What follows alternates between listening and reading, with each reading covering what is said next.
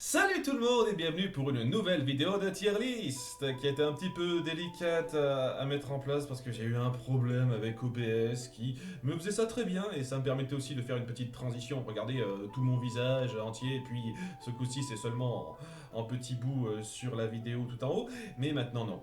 Maintenant non, il marche plus et j'ai dû faire avec un autre logiciel qui j'espère passera bien, mais qui ne me permet pas de faire des transitions aussi sympathiques qui pouvaient se faire avec OBS. Bon, le but premier, c'est quand même de vous faire partager mon avis sur les personnages d'une série, comme vous allez le voir, hein, dans ce cas présent, DuckTales 2017 et de faire un petit peu le topo de cette ribambelle de personnages assez importants que j'ai une fois de plus regroupés par thème. Et il y en a pas mal que je vais sauter rapidement parce que il y en a beaucoup, hein, vraiment. Donc, comme d'habitude, rang S à F, le rang un peu bonus, c'est pas vraiment un rang OSEF parce que ce serait un petit peu insultant pour les personnages puisque ils en sont pas tellement à ce stade, mais stade la flemme parce que j'ai vu la série une fois pour l'instant. J'en suis pas au stade de vouloir me la revoir. Juste pour me la revoir, j'ai beaucoup de trucs en suspens. Et il y en a certains qui m'ont pas marqué suffisamment pour que je me penche énormément sur eux. Ou ils ont eu un temps d'apparition trop court pour avoir un impact vraiment important. Donc, ça va être un petit peu cette catégorie-là, et c'est ce que j'ai regroupé dans la première partie. Histoire 2. Donc, nous avons le scientifique rival des jeux trouve tout. Il a sa personnalité rapide, mais c'est pas comme s'il avait un impact important. Le leader du peuple égyptien que nos héros ont rencontré dans un épisode de la saison 1 et qu'on voit rapidement, une fois dans la saison 2 à la fin. Pas marqué plus que ça, j'avoue que c'est pas un des meilleurs épisodes en plus, je ne sais plus. Et ici, c'est un tout spécial qui a un rôle d'un épisode parce qu'il aime la magie et pas marqué plus que ça. Nous avons le génie, qui est donc une reprise d'un personnage connu du film La Bande à Picsou de 1989-90, me semble. Et autant il avait une personnalité marquante dans le film, là c'est juste le génie qui sert son rôle, qui a un petit peu de personnalité, mais on se penche pas vraiment en grand détail sur son ressenti, sur sa situation et voilà, c'est un rôle notable qui rappelle à quelque chose, mais vraiment, est-ce que je vais vraiment avoir un impact grandement notable autour de lui? Nous avons, je sais plus qui c'est celle-là. Non, sincèrement, je sais même pas si c'est un mec ou une fille. Alors, je sais pas, n'hésitez pas à me reprendre, peut-être que c'est un personnage important qui m'est sauté par-dessus la tête pour une raison nébuleuse, alors que ça devrait pas, mais... pareil pour ce gars, j'ai l'impression qu'ils ont un style vaguement similaire. Est-ce que s'il y a un thème super-héros d'un épisode qui m'a totalement passé par-dessus la tête? C'est pas impossible, mais voilà. Nous avons cette femme qui est donc la journaliste qui interviewe de temps en temps Picsou par rapport à ses actes et ouais quoi, elle remplit son rôle de journaliste. Ah, je m'intéresse à ça, mais est-ce qu'elle m'a marqué plus que ça? Pas particulièrement. Le dirigeant du casino qui est juste le gars qui cherche à avoir le plus de chance. Son design est un petit peu imposant. En dehors de ça, pas plus marquant que ça. Le Yeti de compagnie qui fait chier Loulou lors d'un épisode en se faisant passer pour une créature sauvage alors qu'il n'est pas tant que ça. C'est un gros pique-assiette. C'était pas particulièrement drôle. Si je devais le noter, je pense qu'il serait en dessous de C. Hein, c'est clair, je vous le dis tout de suite, mais j'ai plus vu la saison 1 depuis un certain temps, donc c'est pas impossible qu'il y ait un certain truc subtil qui m'ait échappé sur lui, ça m'étonnerait. Nous avons donc le catcheur, rival de Picsou, qui est dans un épisode que j'ai pas trouvé très intéressant et en toute sincérité, il m'a pas marqué du tout celui-là. Nous avons le couple de Lunien, un tout petit peu montré à quelques reprises dans la saison 2, histoire de montrer que ce sont juste des moutons qui obéissent bêtement à la tendance qu'on leur montre en fait. Il n'y a rien de particulièrement poussé autour d'eux, c'est juste des habitants un tout petit peu plus appuyés par rapport aux autres. Et en toute sincérité, pas marqué plus que ça, non. Ensuite, mes cheveux sont emmêlés. Ensuite, nous avons la serveuse de l'aire de jeu qu'on voit à plusieurs moments, elle est sympa quand on la voit. Pas marqué du tout. Je sais plus du tout qui est ce type, vraiment. J'ai sans doute qu'il est important, il peut pas du tout marqué donc. Puis le lion qui dirige une piscine en contrôlant un petit peu les gens pour leur piquer leur force vitale et rester jeune éternellement. Ses ambitions, ses motivations sont intéressantes en termes de personnalité. Pas marqué plus que ça. Et ensuite, nous avons le gars qui est un peu réminiscent, je crois, de certains scénarios qu'avait Picsou avant. C'est quelqu'un qui veut récupérer sa lampe chérie que Picsou lui avait prise, je ne sais plus exactement comment. Et ouais, la blague, je trouve qu'on l'a un peu forcée pour ce que c'était. Un épisode entier de 20 minutes où on essaye de la tirer ailleurs pour essayer de retrouver la lampe en pensant que c'est important, c'est magique, alors qu'en fait c'est juste un souvenir de famille, c'est un peu con, je suis désolé. Nous avons ensuite les représentants des sirènes, ce me semble, donc Miss Hippie et Monsieur Hippie méchant d'un moment. Sans plus pour moi. Et on va commencer un tout petit peu à parler des personnages qui m'ont suffisamment marqué pour que je les classe. Voilà, comme vous voyez, hein, ces personnages-là, je dis pas une seule seconde que ce sont des personnages OSEF. Ils sont suffisamment acceptables dans ce qu'on essaye de dépeindre lors de leur courte apparition, mais c'est pas non plus les plus marquants pour moi. Nous avons ensuite la harpe de vérité, qui a un peu de personnalité, mais qui, en toute sincérité, manque de développement. Je trouve que c'est ce genre de cas, c'est comme avec le génie en fait, où ce serait très intéressant de se pencher sur la psychologie d'un personnage comme ça en fait. Une harpe détecteuse de mensonges qui ne peut pas bouger, qui est un petit peu aux mains de celui qui la détient. Il devrait y avoir quelque chose d'intéressant psychologiquement, mais c'est juste une femme avec un peu de personnalité qui accepte son lot comme ça et ça va, hein, sa personnalité est cool, sa façon de dire ah tu mens, c'est un peu rigolo, mais ça va pas plus loin. Hein. Il y a suffisamment de personnalité dans ce personnage pour que elle me marque et le fait qu'on essaye de jouer un tout petit peu sur celle-là dans la résolution de fin, vu que la saison 3 met en place beaucoup de choses qui seront reprises à la fin, c'est cool, mais ça va pas plus loin, malheureusement. Alors que je trouve qu'il y a le potentiel d'aller beaucoup plus loin que ça. Et ensuite, nous avons Booba, et ça va commencer la petite tendance de cette vidéo que j'aurais dû vous cacher si j'avais eu mon bon logiciel, mais non, puisque vous le voyez tout de suite. Il y a une deuxième tier list en parallèle qui va servir un peu à faire le comparatif avec les personnages qui ont déjà été dépeints dans la bande à Picsou de 1987 et qui sont repris donc dans cette série. Comme vous voyez, tous les personnages, un tant soit peu notables, à quelques rares exceptions près, sont repris. Et quand je dis à quelques rares exceptions près, on va d'abord en parler rapidement comme ça sera fait. Nous avons Dijon, je ne supporte pas F, elle, je sais plus qui c'est. Ces trois-là, elles apparaissent rapidement, c'est des raptous filles. Histoire de... Elle, donc, c'est la connasse qui veut prendre le contrôle de l'Empire de Picsou lors d'un épisode dont j'ai parlé justement. Intéressante dans l'idée, très mal faite dans l'exécution pour moi, donc allez, c'est des moins. Ensuite, ce type, je sais plus qui c'est. Je sais plus. En toute sincérité, elle me parle plus. Et elle, c'était la robot qu'on a essayé un tout petit peu de faire en couple avec Robotique, mais bien entendu que Robotique n'était pas un robot lui-même, donc elle est devenue vite jalouse, tout ça. C'était intéressant dans l'idée. Je pense que c'est comme elle, un tout petit peu mieux faite quand même, mais c'est intéressant dans l'idée. Je trouve que c'était ridicule dans la représentation et dans les détails. Mais il y a pas mal de concepts intéressants et voilà. Donc rapidement, les personnages secondaires, c'est fait. Les personnages qui ne sont pas repris dans la bande à Picsou 2017, c'est fait. Et on va commencer avec Booba, que je ne supporte pas vraiment. Je préfère même légèrement Dijon à lui parce que au moins Dijon, c'est juste rapidement quoi. C'est une reprise du film.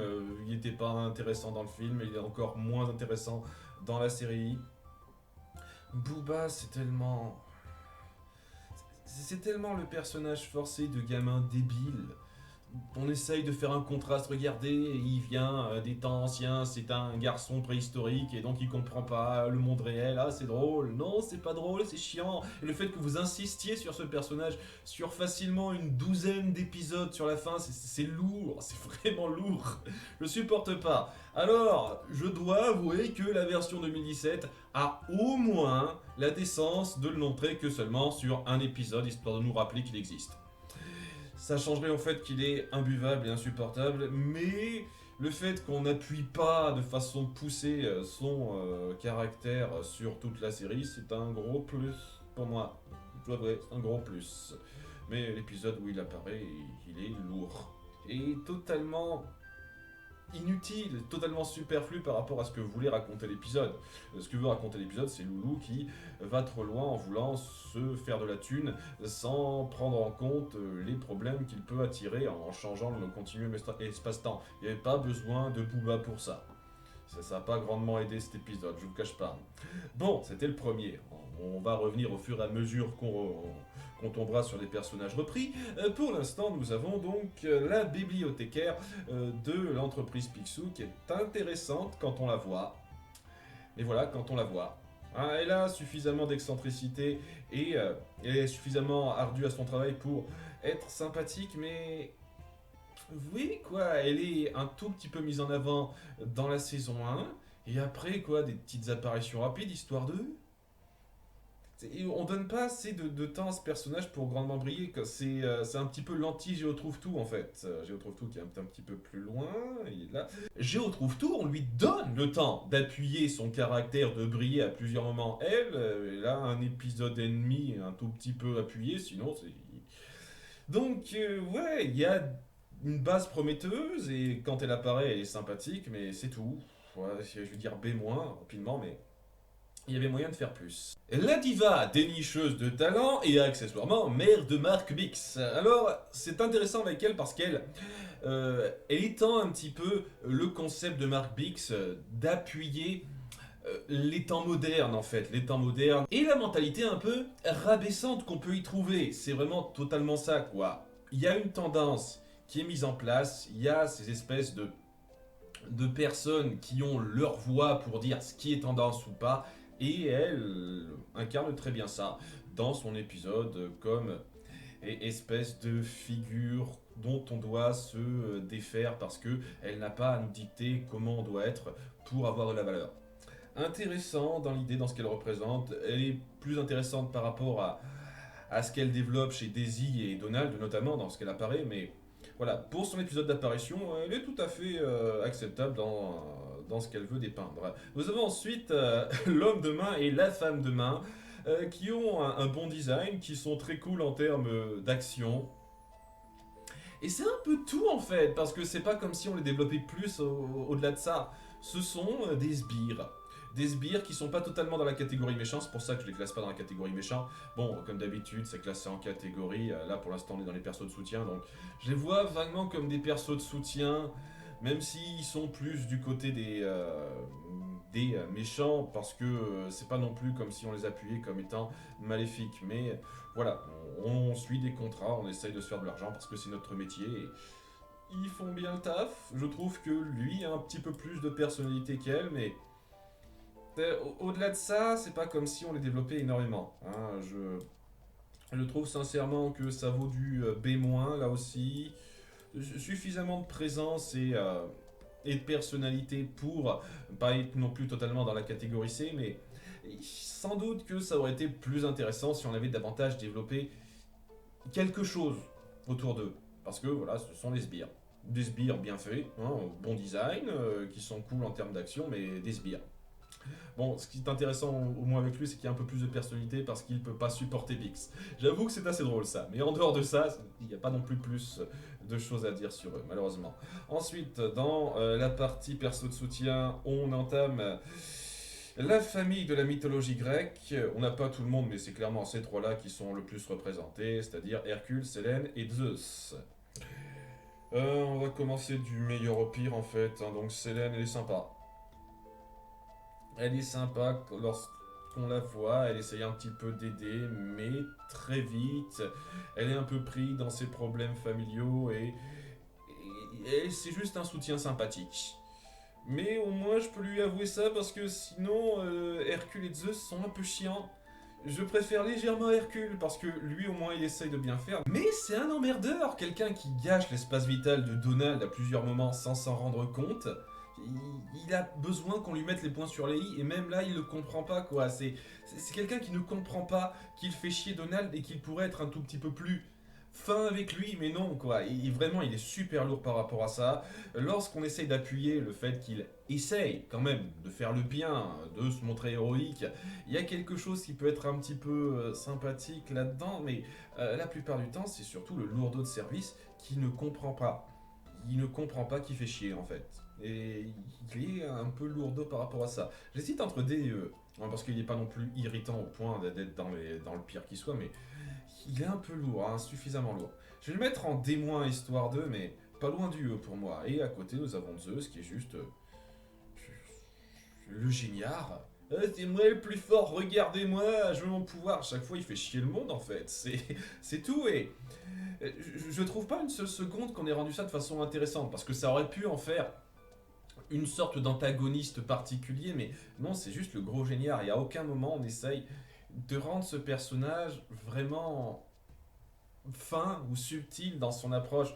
Ce qui fait que, ouais, il est encore plus lourd que son fils. On voit de qui il a tenu ça. Et sincèrement, je vais pas m'étendre plus que ça. En toute sincérité, l'inclusion de la mythologie grecque dans cette série, c'est clairement une des choses les plus faiblardes que la bande à Picsou de 2017 a fait.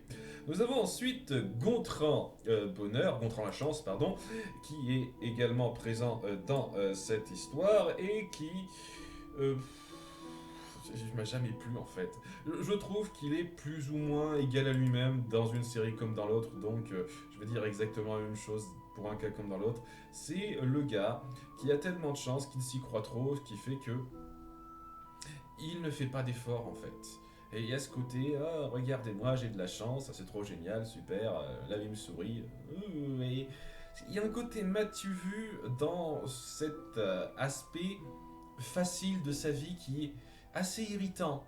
Qui est assez irritant. Et à chaque fois qu'on appuie, que ce soit dans ces séries ou même dans la BD, à chaque fois il est un peu lourd, quoi. C'est toujours le mec qu'on doit mettre en contradiction avec Donald. C'est celui qu'on met vraiment en parallèle direct avec Donald. Regardez Donald, le mal chanceux typique, et regardez le chanceux typique. On doit montrer que Donald doit être meilleur que lui, a beaucoup plus de mérite que lui par rapport à ça. Et c'est vrai lorsqu'on essaye de l'appuyer, mais ça n'en demeure pas moins un type imbuvable à chaque fois qu'on l'appuie parce que toujours il faut qu'on lui vante quelque chose dans ses apparitions. Il a de la chance, donc il va toujours avoir cette espèce de supériorité un tout petit peu appuyée. C'est chiant. Je ne cache pas que c'est chiant. Il est assez imbuvable par rapport à ça et oui, je comprends son approche. C'est lui qui doit apporter une espèce de contre-coup à Donald et on ne doit pas vraiment l'apprécier en tant que personnage en soi, il doit apporter quelque chose, mais même en tant que personnage non appréciable, il n'est pas non plus détestable à un niveau fascinant. Vous voyez ce que je veux dire? Ce qui fait que ouais, je l'apprécie pas plus que ça, hein. Il vaut des dans un cas comme dans l'autre pour moi. Et ensuite, oui, je vais quand même le mettre un petit peu au-dessus d'Hercule. Ensuite, nous avons les deux caballeros qui suivent Donald. Alors, il n'y a pas eu ces deux personnages-là dans la série de base, hein, mais ce sont des personnages ultra connus. Nous avons donc Panchito et José que j'apprécie sans plus. Ils ont de bonnes personnalités, mais c'est pas comme si on allait plus loin dans leur mentalité, comme s'ils évoluaient grandement. Le fait qu'on appuie que, comme Donald, ils ont aussi été des ratés, ils n'ont pas grandement réussi leur vie, c'était un peu cool. C'était un petit peu cool de montrer qu'ils se mettaient à un niveau d'égalité avec lui. Mais en dehors de ça, oui, ils essayent un peu de se refaire. Ils ont leur petite personnalité sympatoche, mais on n'en fait pas plus autour d'eux. Donc, ouais, ça vaut pas plus qu'un C pour moi. Je pense même que Célène est un petit peu plus que pour moi. Ensuite, nous avons Dingo, qui a vraiment qu'une seule apparition d'un épisode, donc j'hésite un petit peu à le compter, c'est presque un la flemme pour moi, mais comment dire? Dingo, n'a jamais été pour moi un personnage sensationnel. J'ai été clair là-dessus, hein, revoyez ma critique sur la bande à Dingo, les films Dingo et Max, etc. Parce que c'est le bonnet de service et très souvent on essaye de jouer là-dessus sans que ça aille très loin. Le film Dingo et Max est un exemple très rare de contre-exemple, justement, hein, je ne me formule pas très bien, où on essaye de jouer sur son attache avec son fils et sa mentalité. Et j'ai été très agréablement surpris de son inclusion dans cette série pour appuyer le problème de Donald, le fait qu'il se sent pas très bien dans une famille qui n'est pas si normale que ça, il aimerait que ce soit plus normal. Lui qui vient d'une famille également pas très normale, qui lui dit qu'il a accepté ça pour faire comprendre à Donald que sa famille vaut beaucoup, même si ne pas être normal peut être un problème, la normalité, entre guillemets, apporte du bon et donne une personnalité, je trouve qu'il a été très bien pensé par rapport à ça. Son côté bêta est toujours présent, mais on n'a pas non plus insisté des caisses dessus, et je trouve que le moment d'émotion qu'il a créé autour de Donald était un très bon moment d'écriture. Je trouve ça dingue une fois de plus qu'on ait réussi à ce point à incorporer un personnage qui de base m'intéresse pas, surtout par rapport à la série qu'on essaye d'incorporer qui me plaît pas tant que ça. C'est toujours un exploit que je tiens à souligner. Nous avons ensuite Van Drake, le docteur Ludwig Van Drake, qui dans la série de base c'était vraiment le personnage qui faisait quelques petites analyses psychologiques sans plus. Je crois qu'il apparaît que 2 3 épisodes rapidement, quoi. Genre, il fait une petite analyse de Donald, il dit vous allez pas très bien, vous avez des problèmes de colère, tout ça, et puis voilà. Bon, on lui donne pas un rôle particulièrement poussé ou quoi que ce soit, il est rigolo. Voilà, il est rigolo. Dans la série de 2017, il a un rôle beaucoup plus notable parce qu'il est en lien avec l'organisation, j'ai oublié le nom, dans laquelle travaillait Mamie Baba. Et c'est un scientifique avec pas mal de connaissances qui joue un certain rôle. Un certain rôle, parce que bon, c'est vraiment un personnage d'une autre époque qu'on voit par bribes, par petits moments, mais on l'incorpore bien dans l'histoire. Et à la fin, et j'avoue que c'était un peu forcé le fait de le faire revenir sans qu'il ait vieilli lui non plus. J'imagine qu'il a trouvé une source comme celle de Picsou qui l'a fait vieillir à très petite vitesse, c'est pas impossible. Je ne sais plus exactement s'il y a une magie qui lui permet de vieillir très lentement, comme ses parents, donc sans doute qu'il y a ça. C'est un peu discutable. L'excuse qu'on donne dans le dernier épisode était un petit peu grossière. Ça doit être un truc comme ça. Ouais, c'était un petit peu trop, peut-être, sur la fin. Mais, ouais, je vais le mettre en haut du C pour l'instant. Il a suffisamment de présence, suffisamment bien géré par rapport à ce qu'il est censé représenter dans cette série, même si ses apparitions sont assez courtes, je trouve qu'il a été bien incorporé. Ensuite, nous avons la famille de Picsou, hein, celle qui n'est pas mise en avant automatiquement presque tout le temps, c'est-à-dire ses parents, sa sœur et son cousin, je crois. Je sais pas exactement, ce mec m'a pas vraiment marqué, hein, je vous cache pas. Et je vous cache pas que je suis pas super fan. Je trouve qu'ils sont suffisamment acceptables pour ne pas être en D, mais sans plus en fait. Hein. Voilà. Lui, j'hésite presque même à le mettre en D en fait, mais bon, je vais tous les mettre en C parce que il passe. On essaye de montrer un peu de conflit entre Picsou et ses parents, qui se règle avec un moment un petit peu touchant, comme quoi c'est lui qui lui a donné sa première PS. Je trouve pas que ça apporte grand chose en termes de signification, personnellement, mais ouais, il y a suffisamment de moments un peu jolis entre eux, même si c'est majoritairement des petites disputes de famille basiques, sans grand intérêt. Pareil pour sa sœur qu'on voit rapidement, je veux dire. Elle essaye de faire des trucs, elle se dispute avec Picsou, c'est ok, pourquoi pas. On n'est pas désagréable, mais et puis le fait qu'on se penche pas une seule seconde sur la sœur de Picsou qui a engendré Della et Donald, je trouve ça un peu dommage quoi. Parce que ça aurait été intéressant. Bon, on n'appuie rien sur cette tante-là, malheureusement, c'est une autre tante. C'est dommage. Puis on a ce gars, le foufou de service de la famille, qui vit reclus dans un coin en trouvant sa créature. Il m'a pas fait plus rire que ça, mais il n'était pas affreux dans l'absolu. Donc, bon. Pas grand chose à dire sur la famille un peu plus étendue de Picsou. Hein, je suis désolé.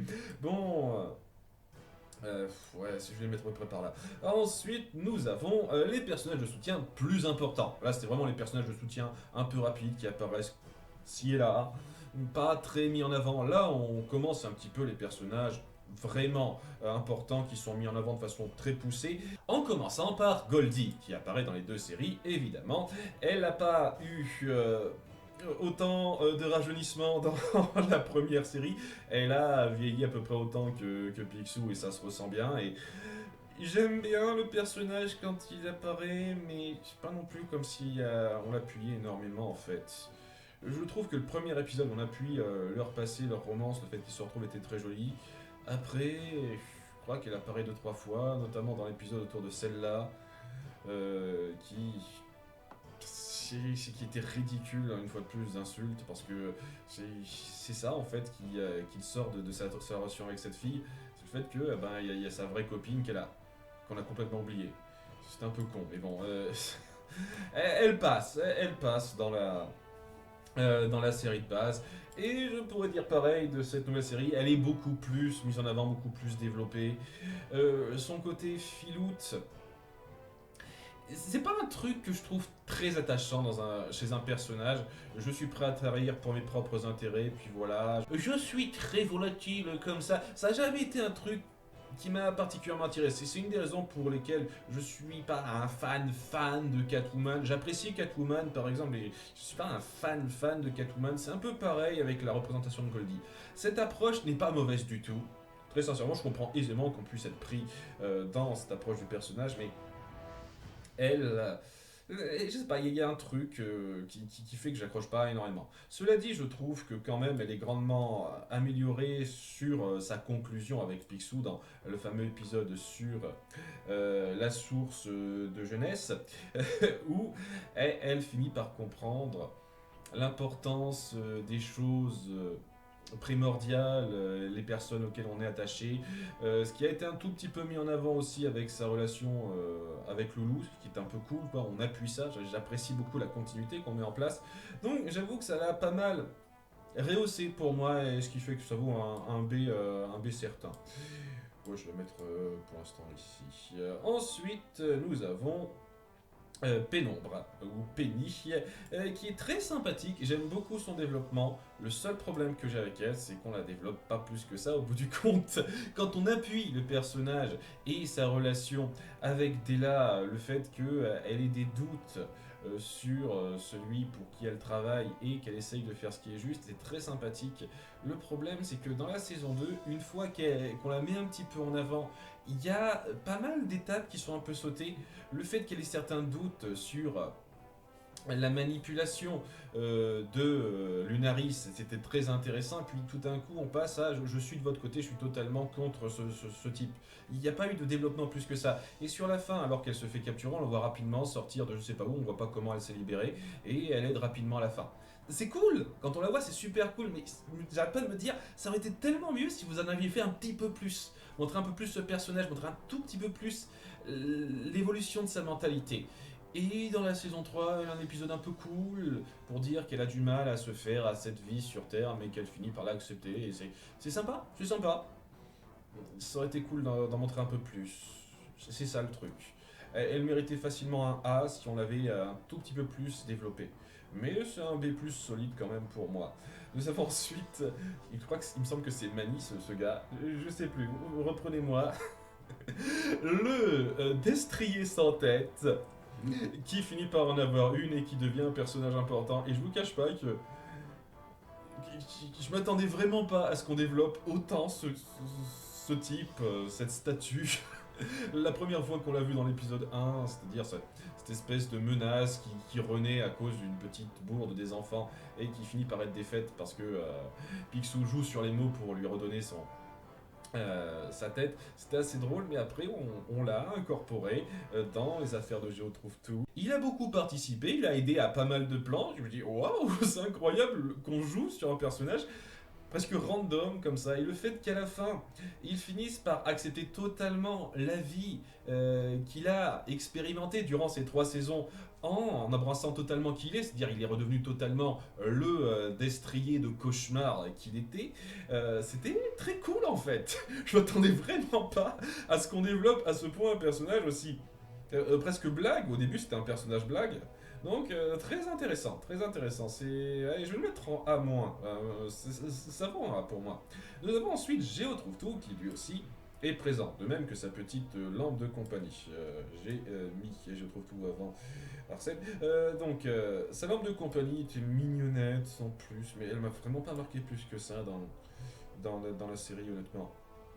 Là, je l'avais des petits moments mignonnets à regarder comme c'est cocasse qu'elle fait, mais pas plus que ça. Et Géo Trouve Tout, c'était quelqu'un de tête en l'air, d'un petit peu.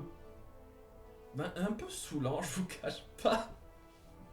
Je sais pas, je vais quand même le mettre en C-, C-, D+, C-. Parce qu'il y avait ce côté un petit peu neuneux de sa part qui comprend toujours pas le mal que ses inventions font en fait. Je veux faire des trucs, regardez-moi, je suis trop tête en l'air, tout ça. C'était très vite un peu saoulant en fait, devoir répéter ad nauseam la même chose. Et le fait d'en faire le bon gars un peu neuneux n'a pas aidé à grandement développer sa mentalité pour moi. Les quelques épisodes centrés sur lui m'ont pas vraiment marqué et je vais y passer vraiment sans plus. Alors qu'à côté, nous avons ce Géo Trouve Tout là, qui peut être perçu comme une petite trahison du personnage de base parce qu'il n'a pas du tout la même personnalité en fait. C'est quelqu'un qui est beaucoup plus gris dans sa mentalité, qui se considère comme supérieur et qui voit ses inventions comme une preuve de son génie. C'est quelqu'un dont on n'est jamais vraiment sûr de la bonne foi et je trouve ça très intéressant. C'est une approche du personnage que j'ai trouvé très bonne et le fait que au bout d'un moment avec son lien autour de Boyd, il ait fini par apprendre à s'assagir et à respecter un peu plus ceux qui l'entourent. Je trouve que c'était une bonne conclusion d'arc de personnage, le fait qu'ils comprennent un petit peu à mieux respecter les autres et à moins se voir comme étant supérieur à tout. C'était très bon ça. J'ai beaucoup aimé ce développement du personnage, il était suffisamment drôle et j'hésite entre A et B encore. Je le trouve très réussi dans cette série, hein. Vraiment. Je sais que ça peut paraître insultant pour les fans du Géo Trouve Tout de la première heure, parce que c'est vraiment une approche beaucoup plus cynique de ce qu'il était. Mais justement, cette approche cynique rend beaucoup mieux ce qu'il amène, c'est-à-dire ces inventions qui peuvent poser problème. Chose qu'on aborde, qu'on adresse. Alors que dans la série de départ, c'était vraiment ah, mes inventions foutent tout en l'air, n'est-ce pas drôle quoi. Au moins on adresse ça et on joue sur le fait qu'il a un ego derrière pour que ce soit beaucoup mieux justifié. Je trouve que c'était un changement très intelligent. Donc, allez, un A. Je le mets en A. Sa petite loupiote de compagnie a un petit peu plus de personnalité. Je vous cache pas que ça doit peut-être venir du fait, si je compare ça à l'autre, que oui, c'est une série que j'ai vue plus récemment, dans la Picsou 2017, donc c'est plus frais dans ma tête, mais je trouve qu'on a suffisamment joué sur le côté un peu mignon et le débrouillard de cette lampe pour que elle soit bien considérée. Allez, ça vaut un C+. Nous avons ensuite Boyd, que j'adore. J'adore la mentalité du personnage et en dépit du retcon qu'on crée autour de lui et Géo Trouve Tout dans la saison 3 parce que c'est clair et net que ça n'a pas été pensé sa relation avec Géo Trouve Tout quand on l'a introduit dans la saison 2, je trouve très sincèrement que c'est un garçon super choupi et assez tragique presque dans son approche. La première fois qu'on le voit, c'est quelqu'un qui croit vraiment que c'est un vrai petit garçon et qui a beaucoup de mal à assimiler ça au début en fait. La première fois qu'on l'introduit, je trouvais même nos personnages centraux assez vaches, assez mesquins de le faire avoir sa crise d'identité et de traiter ça presque comme une blague. Mais justement non, et c'est un truc que j'ai apprécié dans cet épisode de la saison 2, c'est le fait que non, en fait on a essayé de jongler là-dessus et de rattraper le coup en le faisant réavoir sa conscience et avoir une famille qui l'appréciera beaucoup plus que Bix, largement plus, pour remettre Castor Major à sa place. Déjà très intéressant. Et le fait que dans les quelques épisodes qu'on aura vus autour de lui davantage, qu'on essaie de lui donner plus de passer plus d'histoire autour de Je trouve tout, même si c'est forcé parce que c'est clair et net que c'était un robot créé par Mark Bix à la base. Hein. Dans la saison 2, ça a clairement été pensé comme ça. Le fait que vous nous disiez qu'il a été trouvé dans une décharge par Bix parce que Je trouve tout s'en débarrasser, tout ça, c'était grossier, je vous cache pas, mais en dépit de ça, ça a amené une histoire à la Astro Boy pas mal intéressante, pas mal intéressante. Je le trouve très touchant et le fait qu'il ait ce besoin euh, d'avoir une identité, c'était touchant à plusieurs moments. J'aime beaucoup cet ajout-là, il était très sympathique. Nous avons ensuite Violette, sympa, sans plus. Je trouve que son incorporation dans l'épisode où on fait revenir Lena fait un peu trop rusher, il y a beaucoup trop de trucs qui se passent une fois de plus, ça n'aide pas à grandement l'appuyer. Et oui, lorsqu'on essaye de faire sa petite rivalité avec Riri, c'était mignon, mais en dehors de ça, c'est pas non plus comme s'il était grandement développé ou quoi que ce soit. Et, ouais, il est sympa sans plus, pour moi. Ça aurait pu être plus si on avait développé quelque chose d'un peu plus poussé, mais oui, ses parents sont gays. Ils ont adopté Lena, c'est mignon, on ne développe pas ça, ça s'est fait hors champ, donc c'est pas non plus comme si ça prenait le temps de nous impacter émotionnellement, donc c'est mignon, il y a beaucoup de choses mignonnes autour d'elle, j'ai rien de mal à dire sur elle, mais j'ai pas non plus de grands moments forts à redire non plus, donc voilà, c'est bien, c'est pas mal. Arsène, alors là ça va être un des rares cas où je vais être plus gentil avec la série de 1987 parce que j'aime bien Arsène. Dans la série de 1987, il est très sympa, il a pas mal de bonnes remarques.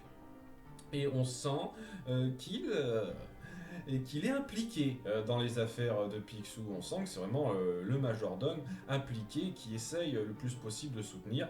Et je trouve ça très bon. Et on a essayé un tout petit peu de changer la donne, de partir sur un Arsène préexistant qui est mort, hors champ, et plutôt que de jouer de façon un petit peu triste et dramatique là-dessus, on le fait revenir en tant que fantôme, où il aide de façon très ponctuelle, très sporadique, j'ai envie de dire. Et au bout du compte, son apport a été assez minime en fin de compte. Dès lors qu'il revient en tant que fantôme, on jouait surtout sur sa petite dynamique avec Mamie Baba et c'est tout quoi. À quel moment, j'essaie de voir à quel moment il a joué un rôle un tant soit peu notable en tant que fantôme avec des pouvoirs magiques quand même, hein, dans la résolution de quoi que ce soit. Et je vois rien quoi. À part l'épisode où il réapparaît en tant que fantôme, mais sinon. Et je trouve ça dommage, je trouve que vous l'avez pas suffisamment bien exploité. Et ça le fait même passer légèrement pour un connard lorsqu'il lâche Picsou, notamment dans la fin de la saison 2. Pourquoi il lâcherait Picsou à la fin de la saison 2 alors qu'il y a quelque chose de grave qui se trame quoi. Qu'est-ce que tu fous Arsène? Je trouve ça un peu dommage. Je trouve que vous avez mal exploité le personnage. L'idée de le faire revenir en tant que fantôme, c'était pas mauvais du tout, mais vous l'avez pas si bien géré que ça. À titre personnel, Lily Bouillotte. Je l'adore. J'adore ce personnage. Je l'avais pas tout à fait en S, elle manque un tout petit peu de grande présence dans l'absolu, mais génial. C'est ce qui m'a aidé à endurer la connerie du conflit entre Picsou et Gripsou dans la saison 2, parce qu'une fois de plus, c'était le pire arc qui soit. On voyait la femme d'affaires qui essayait le plus possible de faire les choses au mieux, d'amener des relations économiques stables et saines, mais qui se heurtaient face à un mur à cause de ces rivalités idiotes. Le fait que lorsque Loulou prend rapidement la tête de l'entreprise Picsou, elles finissent par se dire j'en ai marre. Au bout d'un moment, j'en ai marre, j'essaye de faire avec vos conneries, mais j'ai quand même fait des études, j'essaye de faire au mieux, j'en ai ras le cul de gérer des cons comme vous. C'était un moment énorme du personnage. Et qu'elle devienne mère dans la saison 3, je trouve que c'était amplement mérité. Je trouve qu'elle a été très bien gérée, ce personnage. Et vraiment, c'était une bouffée d'air frais dans cette série, même dans les épisodes, dans les arcs qui étaient pas les plus fameux de cette saison 2. Donc, gros big up pour elle, pour ça.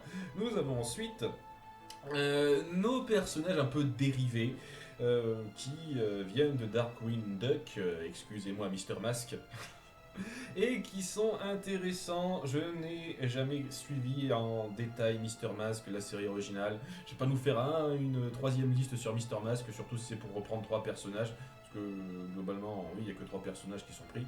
Enfin, peut-être que lui, il était dedans, j'en sais rien. J'en ai pas la moindre foutue idée. Mais voilà, les 3 personnages, plus Flagada Jones, j'avoue qu'il était un personnage important, sont repris. Et c'était cool. C'était cool.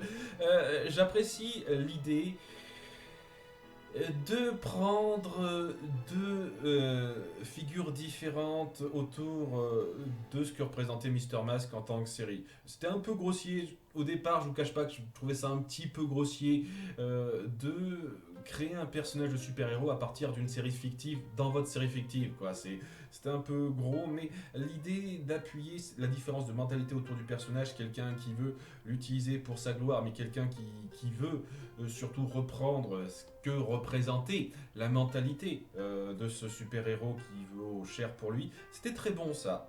Et ouais, cette dualité qu'on crée entre eux était très bonne. Dommage qu'on n'ait pas développé ça plus que ça, ce qui fait que voilà, Sinister Mask malheureusement n'aura pas eu plus de temps d'écran que ça. Pour ceux qui ne savent pas, on en a parlé il y a un certain temps, mais la raison pour laquelle on n'a pas plus développé, c'est que de base il était censé apparaître dans l'épisode avec Bulba. Et il malheureusement n'a pas pu puisque le doubleur a eu un problème avec la justice. Donc on n'a pas pu le reprendre celui-là. Et à cause de ça, bah, on a fait de Bulba le méchant principal de tout le grand épisode dans lequel il était. Donc malheureusement il n'y a pas eu plus de développement que ça, ce qui fait qu'il ne va pas plus loin que c'est. Mais oui, il était bien pour appuyer la dualité avec notre héros principal, qui est sympathique. Je vais pas le mettre tout à fait en A, mais il est très sympathique. On appuie le côté un peu maladroit du personnage, le fait qu'il s'y croit un petit peu trop, mais et qu'il pense bien faire, notamment avec... J'ai oublié son nom. Poussinette, voilà. Elle est sympathique. Je vais le mettre en B, elle aussi. Ou plutôt C+. Le fait qu'elle se sente attachée à nos héros et elle essaye de participer à la fin est suffisamment bon pour qu'elle soit en B. Et oui, je trouve qu'elle a apporté pas mal de choses pour le développement mental de notre héros, hein, c'est-à-dire ce besoin d'aider ceux qui sont importants et pas juste courir après la gloire, ce qui rappelait un petit peu ce qu'a essayé de faire le méchant de l'épisode où il est apparu. Intéressant, intéressant. Je trouve sincèrement qu'il est moins bon que robotique dans l'absolu, peut-être parce que on sent quand même que c'est une parodie de Batman alors que robotique c'était vraiment un peu son cas à part. Là on sent que c'est quand même un petit peu un Batman bien fait en termes de parodie, mais un peu un Batman, donc il y a ce côté légère copie qui se ressent. Mais il est sympathique, il appuie bien les épisodes où il apparaît en tant que héros, le fait qu'on le mette de plus en plus en avant pour dire quand même qu'il va pas rester sans rien faire avec les problèmes qui viennent contre la folle, c'était très très bon, j'aime beaucoup, j'aime beaucoup. Ensuite nous avons Bulba, on commence la liste des méchants, techniquement on l'a commencé avec lui, Sinister Mask qui n'aura pas plus de temps que ça. Bulba qui est intéressant sans plus. Ses intentions, c'est juste de montrer qu'il est capable de beaucoup. Il en a un peu rien à foutre de. Ah, je déteste quand ça fait ça. Il en a un peu rien à foutre des conséquences, il essaye de donner une bonne image. Assez vite, on voit qu'il y a quelque chose qui cloche, quoi. Il essaye de faire son mec sympa, mais il a totalement le design du méchant, ce qui fait que il est grillé assez vite. Et ça va, sans plus. C'est une menace tout à fait acceptable dans l'absolu, mais il m'a pas énormément marqué, je trouve. Nous avons ensuite Don Carnage, qui n'a pas donc techniquement son équivalent une fois de plus dans la Paralympics 2017, mais qui a son équivalent dans Super Baloo. Au passage, on ne met pas Kit dans cette liste, qui a un rôle quand même un petit peu central dans un épisode, alors qu'il y a des personnages qui sont dans cette liste pour moins que ça, mais ok, hein, c'est vous qui voyez, c'est pas non plus une grande perte, hein, j'aurais pas eu énormément de choses à dire sur lui. Don Carnage est une nette amélioration du Don Carnage de la série de départ de Super Baloo et que j'ai du mal à apprécier. Je sais que beaucoup de gens l'adorent, je trouve que son tic de langage est vite saoulant. mais vraiment vite saoulant. Et oui, un peu trop con, hein. Le problème principal de Super Valou, c'est que on rend les situations un peu trop connes. Il y a un peu ce côté, on doit un petit peu rendre idiot certaines choses pour le gag dans la bande à Picsou 2017, mais c'est beaucoup moins appuyé. Et ouais, ici il passe beaucoup mieux. J'aime beaucoup son doublage parce que bon, une fois de plus, un doubleur que j'adore. Et ouais, son petit langage n'est pas repris, son petit délire, sa rivalité avec Fifi est assez drôle. J'aime beaucoup ce qu'on fait de lui dans les moments où il apparaît. Il vaut un B. Ouais. Ensuite, nous avons le fantôme noir, qui est un personnage qu'on voit dans l'absolu dans la bande à Picsou, mais qu'on n'a pas mis ici, ce qui est dommage. Une fois de plus, hein, j'ai pris les listes que j'ai trouvées. Il n'y a pas eu des masses de listes sur la bande à Picsou 1987 de fait. Donc c'est un peu dommage. Et c'est un peu gros, surtout quand on voit que les personnages d'un épisode comme ceux-là sont repris, mais pas le fantôme noir.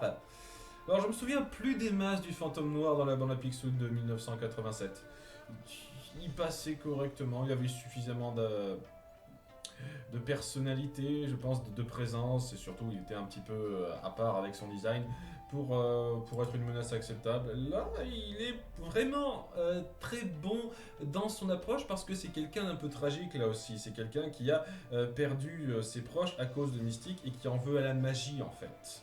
Mais il va trop loin dans son approche et il devient un peu méchant à cause de ça. Mais j'aime beaucoup son approche. Il a toujours une bonne présence. Le fait qu'on lui donne une espèce de début de relation avec un membre de la folle, là aussi qu'on ne reprend pas, c'est un peu dommage là aussi.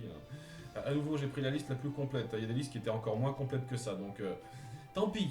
Tant pis pour vous, hein. Je vais pas prendre tous les personnages, vous m'excuserez. Le fait qu'on lui donne cette relation était sympathique, un peu jolie, et j'aurais pas été contre qu'on développe un petit peu ça, qu'on y ait un petit peu plus loin et qu'on lui donne une fin un petit peu moins simple que d'autres méchants. Parce qu'il y avait peut-être moyen d'appuyer un retour du bon côté pour lui, une sorte de rédemption du personnage par rapport à sa relation avec quelqu'un et son passé un peu tragique.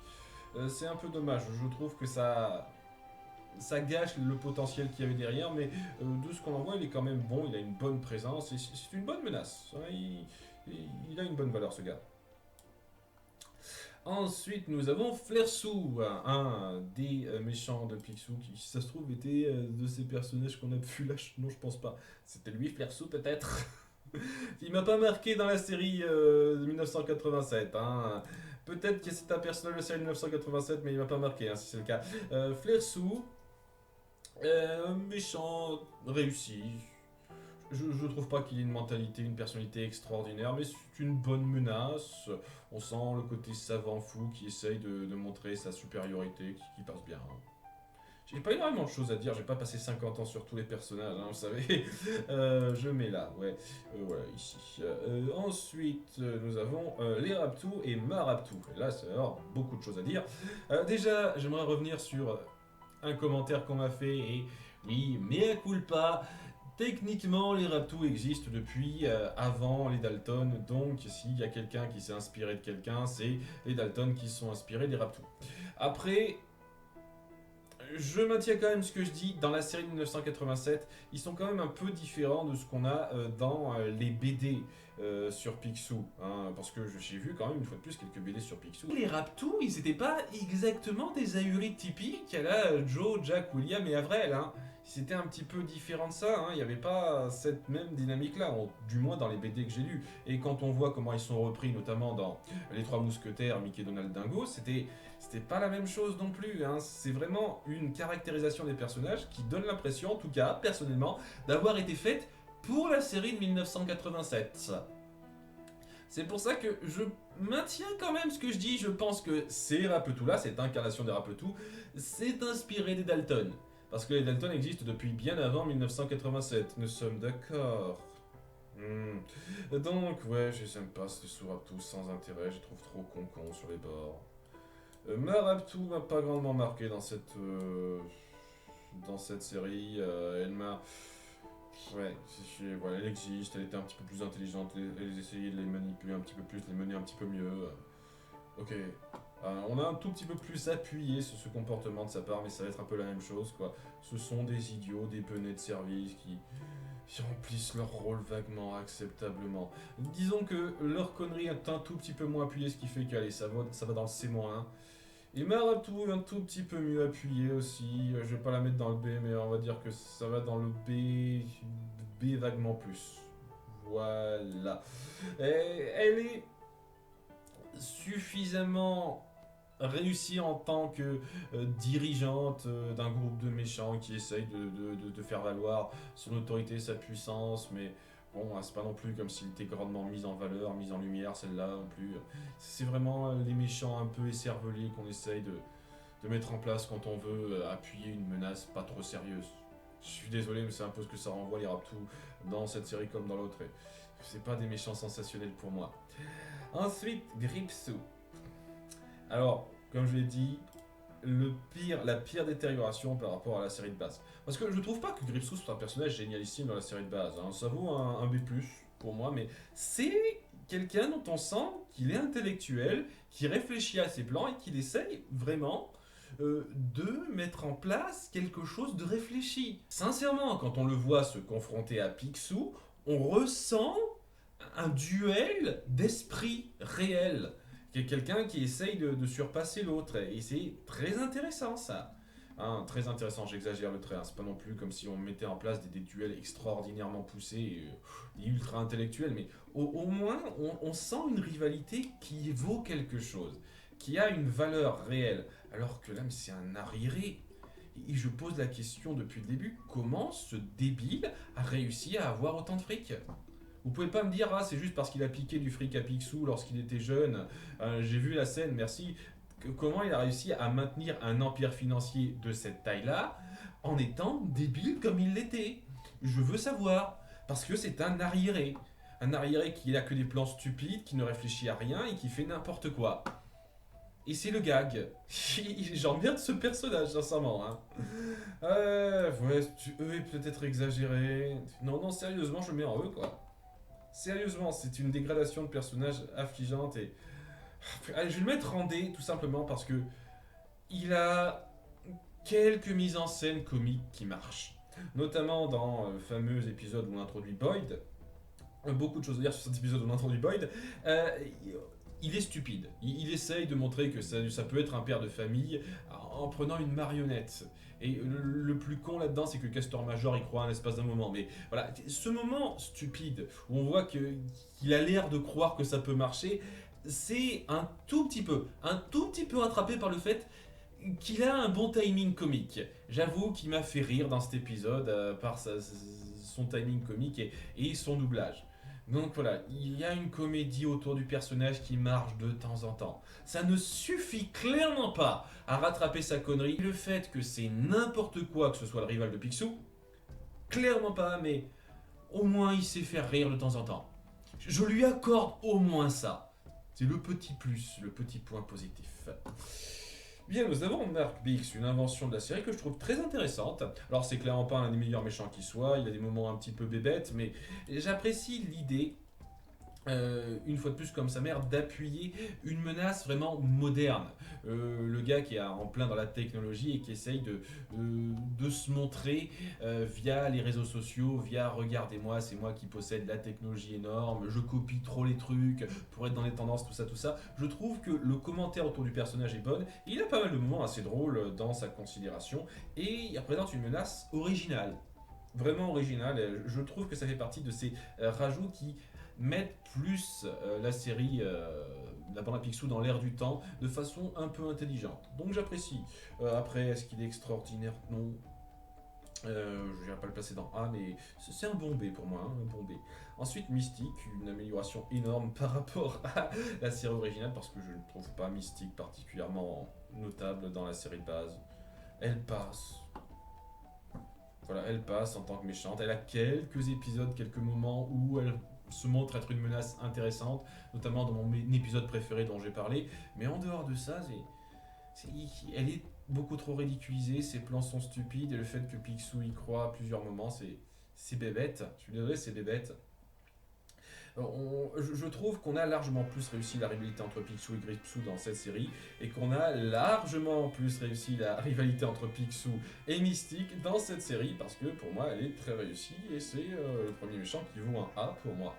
Un A bien mérité qui a beaucoup de moments forts, qui a ces moments un peu ridicules dans la saison 2 qui ne l'arrangent pas, mais globalement, lorsqu'on se centre sur son désir de se venger de Picsou, de revenir un peu à la vie parce qu'elle a eu un conflit assez dantesque avec Picsou, et son passé où on comprend très bien pourquoi elle a une rancune tenace envers lui, c'est très intéressant. Et le seul truc vraiment frustrant autour d'elle, c'est que j'aurais vraiment pas été contre qu'on fasse une vraie conclusion autour du personnage. Parce qu'au bout du compte, comme les autres, hein, j'ai envie de dire, elle part dans son coin et on se rebattra une autre fois Picsou. C'est la seule chose qui rend ce final un petit peu frustrant dans cette série, c'est le fait qu'il y a certains de ces personnages qui auraient mérité d'avoir une conclusion, mérité d'être tués ou d'avoir une fin qui leur convient. Dans le cas de Mystique, étant donné qu'on a appuyé son passé avec Picsou enfin, puisque je me demandais toujours dans la série de départ pourquoi elle en veut à Picsou, pourquoi elle veut rendre à son corbeau son corps, d'où ça vient, ça, et ben là on nous donne une réponse directe, ce qui est cool. Hein, même si le corbeau n'existe plus puisqu'elle l'a perdu de vue, ce qui amène plus de tragédie, ce qui est intéressant. J'aime beaucoup comment il a été géré ce personnage et représenté une menace énorme à la fin de la saison 1, qui rend le final de la saison 1 le meilleur épisode de la série pour moi facilement. Donc très réussi, une nette amélioration par rapport à la série de base, je trouve. Ensuite, nous avons Castor Major, qui est passé de perso de soutien à méchant, parce que je suis désolé, mais c'est totalement un méchant, Castor Major. Hein. C'est un taré typique. Et ouais, là on passe du coq à l'âne parce que j'en ai rien à foutre de Castor Major dans la série de départ. Il soutient, il est pas désagréable, on joue pas des masses sur son côté je suis gros donc j'aime bouffer, un tout petit peu mais pas des masses, donc j'avoue au moins je leur donne ce mérite là, mais sinon plat et sans intérêt, pas du tout notable, pas du tout mémorable, ce qui fait que pas marqué plus que ça en fait. Hein. Le seul truc qui m'a un tout petit peu marqué autour de lui, c'est que dans un possible futur, on le met en couple avec Zaza. Mais étant donné qu'on n'ira pas plus loin sur cette possible relation, ça aurait pu être un truc intéressant à explorer, à exploiter, mais étant donné que c'est une série très épisodique, on se fiche un peu d'appuyer une grande continuité, ça n'est pas plus loin, donc le personnage pas très marquant, et je peux au moins dire ça de ce nouveau Castor Major, il m'a marqué, il est mémorable celui-là, en bien... C'est difficile à dire en fait. C'est un psychopathe qui vient d'une famille riche et qui se croit tout permis, qui veut tout s'abroger. Ce qui en fait un tyran pour sa famille et une menace qui par moments est intéressante, mais qui des fois vire un petit peu trop dans le ridiculement abusif.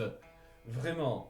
Et c'est difficile à jauger en fait. C'est difficile à jauger. J'apprécie certains de ces moments, il y a certains autres que je trouve un peu grossiers et ridicules. Donc, c'est pas tout à fait la même approche, quoi. Je le situe à peu près au même niveau, je dirais ici, mais pas du tout pour les mêmes raisons que son homologue de la série de 87. Parce que des fois, je sais apprécier l'antagonisme qu'il met en place, des fois, j'ai un peu de mal. Des fois, j'ai un petit peu de mal, hein, donc difficile à dire, difficile à dire. Et puis la fin, je la trouve vraiment abusée aussi. Le fait que Loulou s'excuse auprès de lui en disant écoute, je veux pas qu'on soit ennemis jusqu'à la fin, mais mec, c'est lui qui a cherché à être un connard et tu peux pas faire la paix avec un type comme ça rapidement en 30 secondes, quoi. C'est n'importe quoi, Loulou. Hein. Ça ne devrait pas marcher, mec. Hein. Un personnage qui me partage un peu, mais je peux pas dire qu'il m'a pas marqué, au moins. C'est plus que ça par rapport au précédent. Nous avons ensuite Lunaris, hein, le grand ennemi de la saison 2, qui est très intéressant dans ses motivations, dans ce qu'il essaye de faire, ce désir de montrer que la Lune est la planète supérieure parce qu'il n'accepte pas d'être vu de haut par les terriens. C'est intéressant en termes de mentalité. Il a pas mal de plans aussi qui sont intellectuellement, intelligemment faits, même si je trouve vraiment que la résolution dans l'épisode final n'a pas été la mieux amenée. Genre on dit ah j'ai prévu tous tes plans et donc Picsou lâche l'affaire. Ah il a prévu tous mes plans, je peux plus rien faire. Une ellipse, on passe comme ça, c'est même pas la peine d'essayer. Oui. Et puis c'est Gripsou qui doit aider à la fin, oui. Mon cul, c'est n'importe quoi. Et ça n'aide pas parce que je trouve qu'on le rabaisse un peu trop facilement à la fin et qu'il y a certains trucs qui auraient mérité d'être un tout petit peu plus développés autour de lui. Ce qui fait qu'il aurait pu être en A, il aurait pu être un super méchant si on avait été resté constant sur sa représentation dans toute la saison 2, mais sur la fin, dans la saison 2, dans l'épisode final de la saison 2, il n'a pas été le mieux appuyé du monde. Mais j'aime beaucoup sa menace et je trouve qu'il a pas mal de valeur. Hein. Il a beaucoup de valeur. Il a beaucoup de valeur. Hein. J'apprécie bien. Je trouve qu'il a aidé à solidifier un petit peu cette saison 2 qui était pas la meilleure pour moi. Nous avons ensuite notre grande coalition de fin, la Fowl, avec les trois acteurs principaux, Buzzard, Héron Noir et Bec d'Acier. Ce me semble, si je ne m'abuse.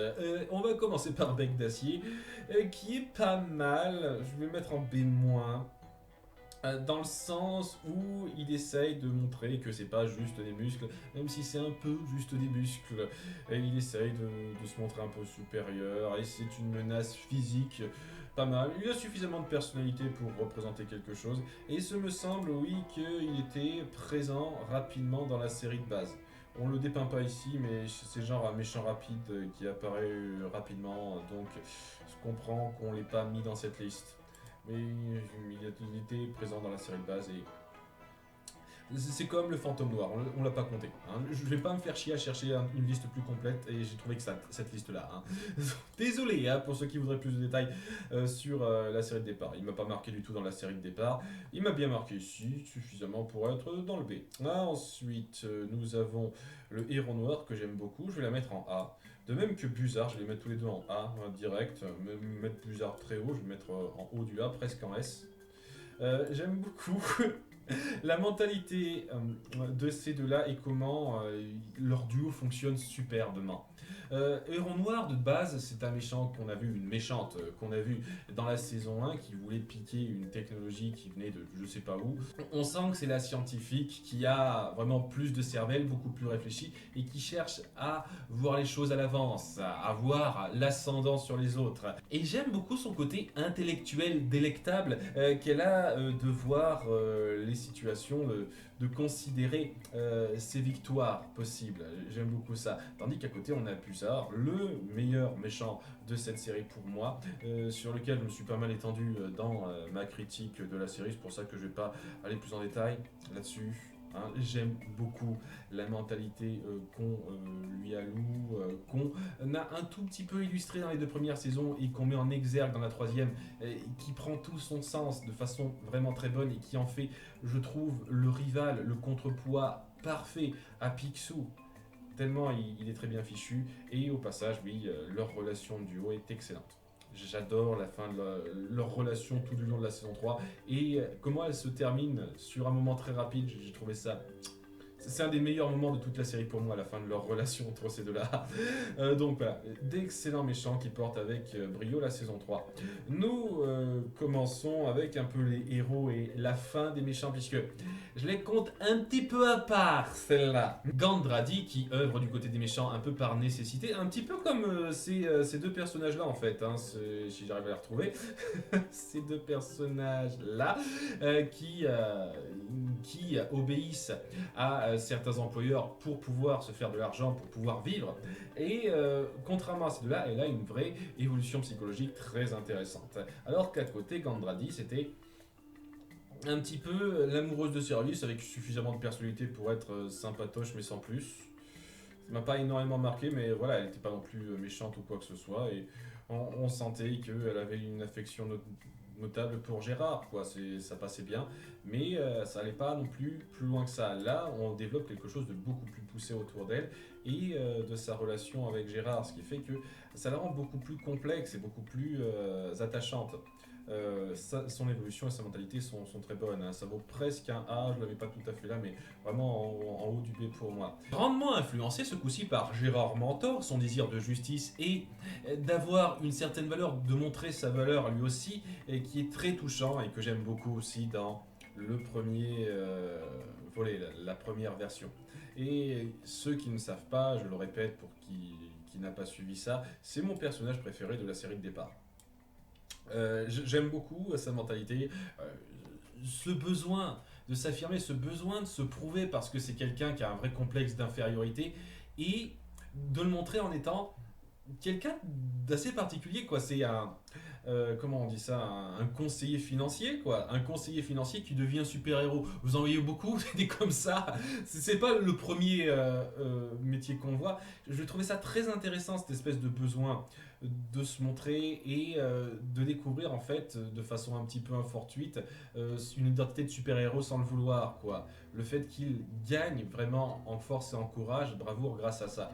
Il était vraiment touchant, c'était le cœur de pas mal d'épisodes et il m'a beaucoup plu, celui-là. Et à côté, nous avons donc le Gérard Mentor de ce dessin animé là, qui est tout aussi intéressant dans un autre sens. Et c'est assez drôle de voir ça parce que c'est plus mon personnage préféré de la série maintenant. Et pas parce qu'il est moins bon que celui d'origine, non, parce que tout simplement on a fait plus de personnages intéressants à côté. On a tellement amélioré des personnages à côté que il en est venu à être pas aussi génial qu'eux. Mais il reste un super personnage que j'aime beaucoup, hein. Vraiment, il vaut du A, je vais le mettre, ouais, je vais le mettre juste derrière Buzard, je l'aime beaucoup à ce point-là. C'est quelqu'un qui, comme le premier, essaye de montrer sa valeur, essaye d'avoir de l'importance et qui, lorsque ce cas de super-héros lui tombe dessus, essaye vraiment de faire valoir la justice que ça représente, en dépit du fait que c'est pas quelqu'un qui, de base, est censé être un super-héros, quoi. Ça lui tombe dessus comme ça, et il essaye d'embrasser la chose de façon très intelligente et très touchante. Une fois de plus, très réussi.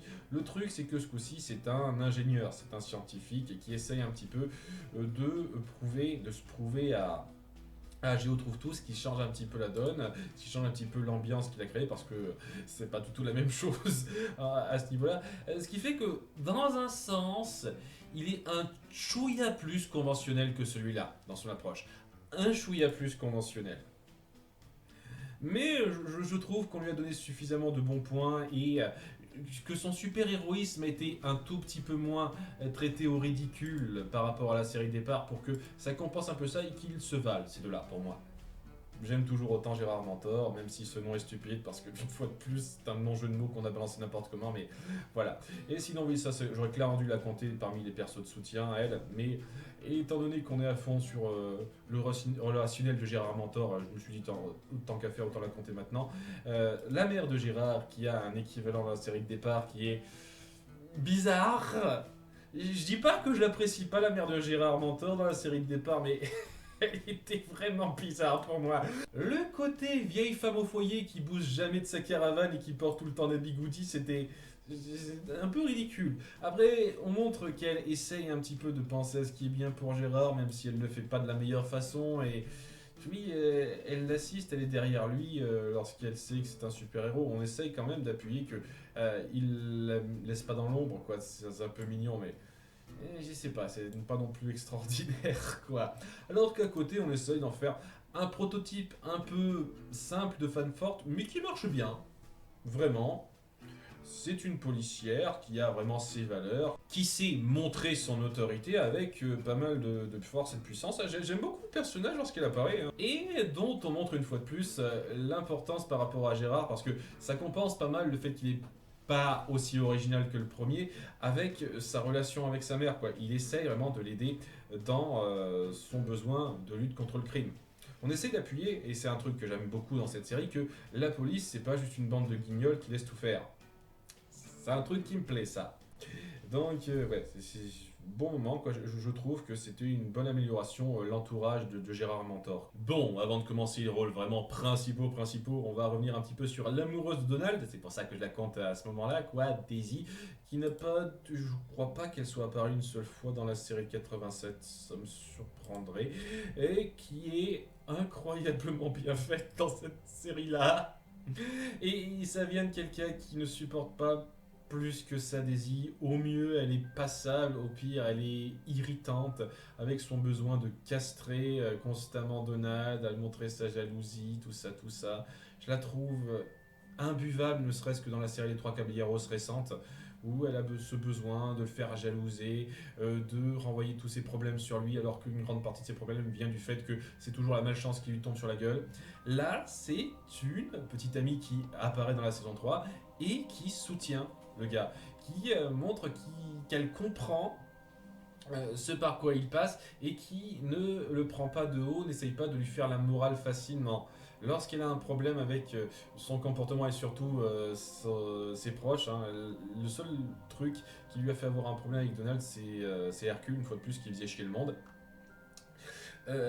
On voit que elle a sa personnalité, ce besoin de s'affirmer, de se montrer, de dire regardez-moi, je peux faire quelque chose, j'ai besoin de faire savoir mon nom, et rendu de façon impeccable dans cet épisode justement avec celle-là, où elle veut montrer qu'elle a de la valeur. Maintenant que j'y pense, je sais que j'appuie ça souvent, mais ça tombe souvent, il y a beaucoup de ces personnages qui sont très forts parce qu'ils veulent montrer leur valeur à divers degrés, de différentes façons. Et là aussi, c'est presque un thème qu'on pourrait dire dans cette série, il y a ce besoin de montrer sa valeur. Hein, il y a d'autres personnages qui sont un peu comme ça d'ailleurs. Et je trouve que c'est très bien fait, cette espèce de monde implacable de la mode, et le fait qu'elle soit attirée par Donald parce que elle perçoit en lui ce qu'il veut qu'on perçoive en lui, à l'intérieur, au-delà de sa voix ridicule et le fait qu'on le prenne au ridicule facilement. J'aime beaucoup ça. Elle apporte énormément de choses et c'est une excellente amoureuse de soutien. Elle apparaît pas suffisamment pour que ce soit du rang A, mais elle vaut du bon B+, celle-là. Hein. Ouais, du bon B+. Ce qui nous amène à Donald, qui a été très réussi dans cette série, alors que bon, dans la série de départ, c'est juste le perso qui apparaît dans deux trois épisodes, histoire de... Ça va, il passe, il est pas mauvais, mais bon, il apparaît dans deux trois épisodes, histoire de, quoi. Il laisse ses enfants à Donald, à Picsou au début, il apparaît une fois ou deux lorsqu'il y a des histoires qui sont en lien avec la marine où il travaille, et puis voilà, quoi, c'est bien, c'est bien, pas grand chose à en dire, hein. Donc c'est pas comme s'il était mauvais ou mal fait, c'est juste qu'il est pas marquant du tout. Alors que là, bon, il a un rôle beaucoup plus proéminent, beaucoup plus notable, hein, c'est sûr. Et on essaye de jouer de façon beaucoup plus satisfaisante sur sa considération de lui-même, la malchance qui lui tombe dessus, et comment il va au-delà de ça. Son problème de gestion de la colère qu'on essaye de relier un petit peu à sa famille qui est très bien fait. Il y a énormément de mise au goût du jour autour du personnage dans la situation concrète dans cette série qui le rendent beaucoup plus attachant que d'habitude. Parce que oui, je suis attaché à Donald une bonne partie du temps, mais ça vient du fait que c'est les créateurs qui veulent lui en mettre plein la gueule et qu'on est censé trouver ça un peu drôle. Regardez, il s'en prend plein la gueule, n'est-ce pas drôle? Non, c'est pas drôle. Dans Les Trois Caballeros, c'est pas drôle. Dans Il était deux fois Noël, c'est pas drôle. Ce n'est pas drôle de voir quelqu'un s'en prendre plein la gueule et devoir traiter ça comme de la grosse blague et c'est tout. Non, on traite pas ça juste comme de la grosse blague. C'est quelqu'un qui doit apprendre à s'affirmer, à surmonter ça en prouvant, une fois de plus, sa valeur. Excusez-moi, j'ai l'impression que ça va être le truc récurrent. Vous pouvez faire un jeu à boire combien de fois je vais dire prouver sa valeur dans cette vidéo. Je trouve ça très bon. Hein. Bon, presque un S, mais pas jusque-là. Je lui préfère quand même légèrement Gérard Mentor et Buzard, mais très sincèrement, je trouve que c'est une nette amélioration du personnage et vous l'avez rendu très attachant dans cette série.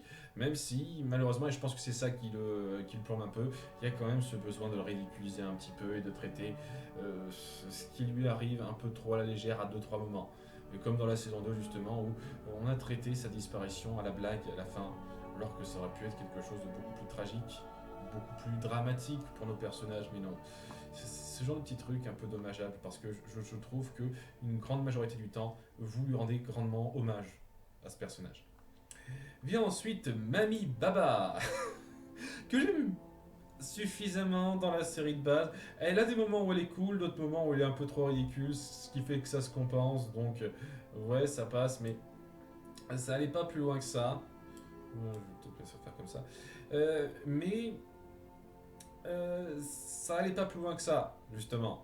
C'est juste une gouvernante qui venait de nulle part avec sa petite fille et qui participait à la vie de nos personnages depuis que ben, les triplés sont sous la garde de Picsou. Et ça va, elle remplit bien son rôle, mais en dehors de quelques moments badass qu'elle a, parce qu'elle a des moments badass, une fois de plus, c'est pas non plus ultra marquant. Alors que c'est bon, ça va beaucoup plus loin, hein, c'est sûr, hein, parce que la gouvernante de Picsou, elle est sa gouvernante depuis beaucoup plus longtemps que Picsou a ses trois neveux, déjà. Et surtout, il y a un passé beaucoup plus recherché autour d'elle, où c'était une ancienne agent secret et qui a décidé de se retirer de ce monde-là pour garder un certain anonymat et protéger sa petite fille Zaza. Ce qui fait que voilà quoi, il y a une justification derrière qu'on prendra le temps d'expliquer au fur et à mesure, à laquelle on donnera une explication assez claire et détaillée à la toute fin. Quoi. Il y a quelque chose de très complexe autour des motivations de ce personnage et de son lien avec Picsou, ce qui rend ça beaucoup, beaucoup plus satisfaisant et beaucoup plus fort. Et ouais, on la ridiculise quasiment jamais celle-là. Elle est badass la plupart du temps lorsqu'elle apparaît, donc ça vaut un bon B+, là aussi. Beaucoup de B+, hein, je sais pas, je pense que en termes de personnalité, c'est un petit peu trop la femme forte qui sait tout et qu'on ne développe pas énormément dans beaucoup d'épisodes pour être tout à fait en A, mais excellente quand même dans pas mal de ses interactions. Quoi. Une nette amélioration par rapport au produit de base. Nous avons ensuite Zaza. Zaza qui est détesté par beaucoup de gens, que je trouve correct dans la série de départ. Sincèrement, oui, elle a ce moment fifi, neuneu, un peu chiante, mais la grosse moitié du temps, c'est pas le cas. Elle essaye d'aider, elle essaye d'être compatissante et d'apporter sa pierre à l'édifice. Donc, je trouve que quand même, elle est plutôt réussie à ce niveau-là pour un personnage récurrent. Hein. Allez, je vais même le mettre en haut du C. Hein. Ça vaut pas un B, mais je vais même le mettre en haut du C. Alors qu'à côté, on a un personnage qui est nettement mieux réussi, hein, c'est sûr. Pour autant, je peux comprendre ce qui énerve autour de Zaza dans la série de 1987. Autant j'ai du mal à comprendre comment on peut ne pas aimer cette Zaza-là. Elle est géniale et c'est, une fois de plus, mon personnage préféré de la série. Dans la saison 1, c'était mon personnage préféré, et ça n'a pas bougé. Hein. Elle a beaucoup de moments forts, elle sait être très drôle, très, très active, très vive, ce qui la rend assez enthousiasmante à suivre. Et il y a ce côté, je découvre un peu le monde, j'apprends à me faire des relations, à interagir avec les gens qui est très bon. Qui est très bon parce qu'il n'y a pas une once de mesquinerie chez le personnage, elle essaye juste de faire au mieux, elle essaye juste de s'incorporer, de s'intégrer parce que elle veut faire partie de cette famille, elle veut ressentir le besoin d'avoir sa place quelque part et il y a quelque chose de très bon et de très touchant dans la vivacité qu'elle affiche. J'aime beaucoup ça, j'aime beaucoup ça. Vient ensuite, bon, celle qui aurait dû être comptabilisée comme perso secondaire, j'imagine, là aussi. Je la compte comme perso principal parce que c'était quand même un personnage très important dans la saison 1. Et je trouve vraiment dommage qu'on n'ait pas développé plus que ça, sur plus de temps que ça, son évolution dans dans les saisons 2 et 3. Mais j'adore Lena. Je crois même que c'est mon deuxième S. Ouais, j'adore Lena, j'adore la mentalité qu'on affiche autour de ce personnage et de son lien avec Mystique. Le fait qu'elle ressente cette impression de ne pas être quelqu'un, tout simplement parce qu'elle est issue d'une personnalité maléfique. Et ouais, c'est très intéressant. Ça me rappelle aux Eritop que j'ai fait il y a peu de temps sur la série Batman. Ça me rappelle totalement un épisode que j'ai cité dans cette série où on vient un peu sur la notion d'identité lorsque, au bout du compte, on est né de façon un peu particulière, hein, de façon très magique, comme on le verrait jamais dans la vie réelle, mais de façon particulière. Qu'est-ce qui vous définit une identité? Comment on peut s'échapper, sortir de ce qui nous a forgé à la base, même si c'est quelque chose d'étroitement lié. C'est très fort, je trouve ça très intéressant en termes de mentalité. Et autant dans l'épisode de Batman, c'est très fort le temps de l'épisode, mais ça va pas plus loin. Là, on le développe, on essaye vraiment de faire évoluer ce personnage de quelqu'un qui s'en fiche un petit peu de l'attention qu'on peut lui porter à quelqu'un qui est vraiment touché par l'amitié qu'on lui porte et qui essaye vraiment d'étendre son identité au-delà de ce qu'il a défini au départ, de s'affirmer de plus en plus. Je la trouve vraiment intéressante et vraiment forte à ce niveau-là. Et j'aurais vraiment pas été contre qu'on passe plus de temps sur elle. Mais excellent personnage, je l'adore, elle aide énormément à cimenter la saison 1 pour moi. Vient ensuite Flagada. Alors, Flagada, comme vous le savez, je ne suis pas super fan du gars. Je trouve qu'il vaut un démon. Hein. C'est un peu trop ridicule. Oui, il a quelques interactions drôles avec Picsou, c'est vrai, mais en dehors de ça, on insiste beaucoup trop sur ses conneries et on force un peu trop son importance dans certains épisodes, vraiment. C'est loin d'être un des pires personnages qui soit. En fait, pour moi, c'est un peu l'équivalent de Mousse dans Gravity Falls, si vous vous souvenez. Je suis pas un fan de de Mousse. Hein, il s'appelle Sauce dans la VO. Je suis pas un fan de Mousse dans Gravity Falls, mais je vois quand même qu'il essaye de bien faire. Il apporte quelque chose au récit, donc oui, en dépit des conneries un peu trop présentes qui me saoulent. Et je peux pas non plus dire qu'il y a rien. Voilà, hein, mais je le supporte pas plus que ça non plus. Hein. Et c'est un peu pareil avec celui de cette nouvelle version, mais on va dire en un petit peu plus recherché.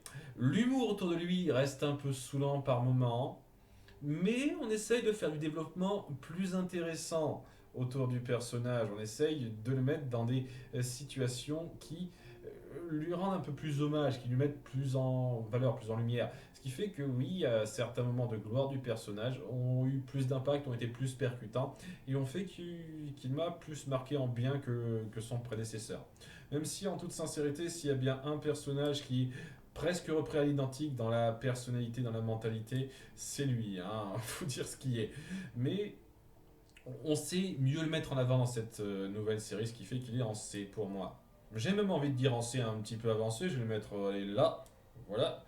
Hein, ouais, ça change rien au fait que je trouve ça abusé qu'un personnage avec cette idiotie constante soit autant adoré par les gens, mais ouais, dans un sens, je comprends largement plus le fanboyisme autour d'un personnage fait dans cette série de 2017 que dans la série de 1987. Nous avons ensuite Della, personnage totalement inventé pour la série et très intéressant où on appuie davantage tout simplement la lignée de Riri, Fifi et Loulou parce que on ne comprend pas une seule seconde d'où ils sortent dans la série de départ, hein, cela. Mais on nous explique comment ça se fait qu'ils aient été élevés par leur oncle Donald et pas leurs parents, même si on n'explique pas des masses pour leur père, mais j'imagine que c'était une aventurière qui devait voir des mecs ci et là, ça doit être un coup d'un soir. C'est pas impossible. Hein. Je pense que c'est ce qu'il faut retenir hein, dans un sens. Hein. C'était un coup d'un soir, mais elle a quand même été voulu garder ces enfants-là et leur a apporté son affection, même si elle a un peu trop sauté sur l'aventure qu'on lui a proposée et qu'elle les a perdus de vue pendant 12 ans. Et j'apprécie le fait qu'on appuie ça aussi. Le fait que dans l'épisode où on se centre vraiment sur elle, sur la Lune, on dise ouais, il faut pas que je vous lâche encore une fois. Quoi. Je vais pas vous lâcher cette fois, il faut que je vous retrouve. Il y a ce côté très joli, très touchant dans cet épisode-là. Et elle a énormément de moments touchants. On voit que c'est clair et net, c'est la mère de Fifi, quoi. On sent ce côté aventureux. Il faut absolument que je me jette là-dedans. Mais on voit quand même un peu de ses traits de caractère dans Riri. Hein.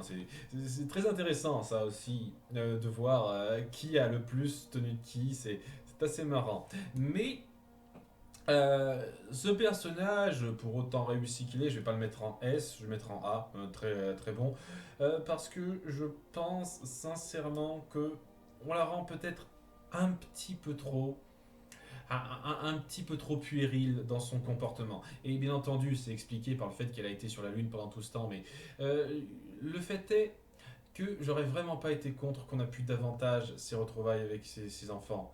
On appuie davantage cette transition qui va être délicate et difficile parce que voilà, on s'est plus vu depuis 12 ans quoi. C'est maintenant que je découvre ma mère, c'est quand même important. Le fait que ce soit seulement un épisode et demi, c'est un peu ennuyeux et le fait qu'elle ait un peu trop de mal à sortir de ce côté puéril pour se montrer plus maternelle, dira-t-on, plus responsable, et a tendance à être un tout petit peu ennuyeux à certains moments dans la série. Et je dis bien un tout petit peu, c'est pour ça qu'elle est en A, hein. Je la mets pas en B ou autre chose, hein, en A quand même. Donc j'aime beaucoup ce personnage, je la mets près au même niveau que Donald, peut-être un tout, ouais, voilà, un tout petit peu au-dessus de Donald. Pas des masses, mais un tout petit peu. Voilà, j'aime beaucoup comment il a été traité. On en vient donc à nos triplés, qui ont une seule vignette pour la série de base parce que c'est exactement le même personnage. Et en toute sincérité, je les trouve acceptables sans plus. Honnêtement, je leur préfère légèrement Zaza. Je sais, je dois être une des rares personnes à penser ça, mais je leur préfère légèrement Zaza. Parce qu'au moins elle essaye de bien faire, au moins elle essaye pas de se la jouer. Ah, il faut qu'on blouse les personnes comme Picsou et autres pour nous faire nos petits trucs à côté. C'était pas particulièrement réfléchi, c'était vraiment les gamins typiques qui veulent profiter, c'est tout. Hein. Et des fois ils sont intelligents, des fois ils sont un peu cons, ça change un petit peu. C'est des personnages un petit peu inconstants, très gamins sur les bords, qui ont quelques moments pour briller, mais pas plus en fait. Et qui m'ont pas marqué plus que ça dans cette série, alors que c'est clairement pas le cas dans la version de 2017. Hein. Ouh. Et là aussi, on pourrait peut-être dire que c'est manquer de respect à la version de base parce que c'était 3 Boy Scouts au départ, alors que là, au bout du compte, il n'y a qu'un seul Boy Scout et 2 autres gamins à la mentalité plus discutable. Et je suis assez d'accord, hein, Fifi et surtout Loulou ont des mentalités assez discutables, qui peut les rendre peut-être un tout petit peu ennuyeux par moment. Je trouve en toute sincérité qu'on a tendance à un tout petit peu abuser sur les caractères discutables de ceux-là, parce que c'est normal d'avoir des tares, c'est normal de ne pas être parfait, c'est évident. Donc voilà, Riri, enfin Fifi qui veut absolument faire de l'aventure sans trop réfléchir, et Loulou qui est le gros filou, hein, ça lui va bien, tiens, qui prépare des plans pour se faire du fric en pensant à l'éthique un petit peu en second plan. C'est pas inintéressant du tout comme approche. Le fait est que c'est quelque chose dont il devrait tirer une leçon au bout d'un moment. Et quand je vois que dans les derniers épisodes de la saison 3, on revient toujours au même cas où ils font toujours les mêmes choses, où ils se trompent toujours dans leur voix, je me dis, ouais, au bout du compte, ces caractéristiques que vous leur donnez, ce serait pas mal de leur faire apprendre de ça, de leur faire comprendre qu'on ne peut pas tout se permettre. Mais il y a un peu ça qui manque, ce qui fait que je les apprécie un petit peu, je trouve qu'ils ont une personnalité vraiment marquante et très sympathique, je pense que ça vaut du A, hein. Encore que non, je vais le mettre en B, Loulou, j'ai du mal. J'ai un peu de mal avec son côté aventure, je réfléchis pas, il est un peu chiant, Loulou, je vous cache pas. Je vais le mettre en B, celui-là, hein, pas tout à fait en A. Je vais le mettre là, tiens. Et par contre, je vais mettre Riri et Loulou en A. Hein. J'aime bien Riri, je trouve que c'est le plus boy scout du lot. Ce qui peut le rendre peut-être un petit peu ennuyeux pour certains, mais je trouve que dans un sens, c'est pas mal quand même d'appuyer pour des personnages qui de base sont des boy scouts. Qu'il y en a un qui est boy scout, qui essaye de faire ce qui est juste, qui est plus réfléchi. Ce qui fait qu'on l'appuie moins, mais il est plus louable dans un sens. Et il sert un peu de contrebalance à ses 2 frères. Donc j'aime bien, j'aime beaucoup. Hein. Après, est-ce qu'il est aussi marquant qu'il le pourrait? Non, c'est pour ça que je le mets en bas du A, mais c'est vraiment marquant. Après, Loulou, c'est vraiment particulier. Je pense que c'est mon préféré, même si j'ai quelques problèmes avec lui, parce qu'on insiste peut-être un petit peu trop. Dans sa personnalité, c'est clairement le plus délectable à suivre, parce qu'il sait être intellectuel, il est souvent très spirituel, il a beaucoup de moments où il est très drôle dans sa façon de prévoir les choses et de réagir à ce qui se passe, ce qui fait que oui, en termes de personnalité pure, c'est facilement le plus marquant du lot et le plus satisfaisant. Le fait est qu'on insiste un petit peu trop sur lui, qui essaye les mêmes combines et qui apprend moyennement de ses erreurs. Une fois de plus, quand dans l'avant-dernier épisode, il me semble que c'est ça. Il fout le bordel en étant parti sur une autre combine à la maison de Picsou. Ça m'a fait un petit peu soupirer parce que ça montre qu'il n'a pas grandement évolué et qu'il n'est pas capable de mettre en place des combines sans réfléchir un petit peu aux conséquences qu'il peut y avoir. C'est un peu dommage qu'on n'ait pas fait plus évoluer que ça, malheureusement. C'est malheureusement le problème avec l'approche où on doit impérativement faire de l'humour majoritairement, parce que ce genre de cas dans une série qui essaierait de se prendre plus au sérieux, ça aurait été un apport idéal pour montrer l'évolution du personnage. Ça le montre moyennement, malheureusement. Même si il s'est brillé énormément à plusieurs moments dans la série, c'est sûr. Donc ouais, je vais le mettre là. Ouais, je vais le mettre là. Et on en vient à notre héros central, Balthazar Picsou, que j'apprécie sans plus dans la série de départ. Et désolé pour les fans, une fois de plus. Je vais le mettre en B, celui-là aussi, parce que ça va quand même, mais je trouve pas qu'il brille énormément par son côté pingre, exagéré, exacerbé, qui manque un petit peu de subtilité. Et ouais, les aventures qu'on lui crée, ses considérations, son doublage français, j'avoue, je suis pas fan, je suis désolé. Hein. Je suis désolé, je suis vraiment pas fan de son doublage français.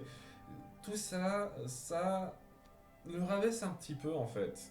Ça le rend un peu trop répétitif. Je pense que c'est ça le problème que j'ai avec Picsou dans énormément de médias, c'est que on le rend tellement répétitif. Regardez, je suis pingre. Regardez, je pense à mes actions avant tout ça, et la première aventure qui vient, de l'or, tout ça. C'est une approche d'écriture qui devient, à titre personnel, assez vite lassante.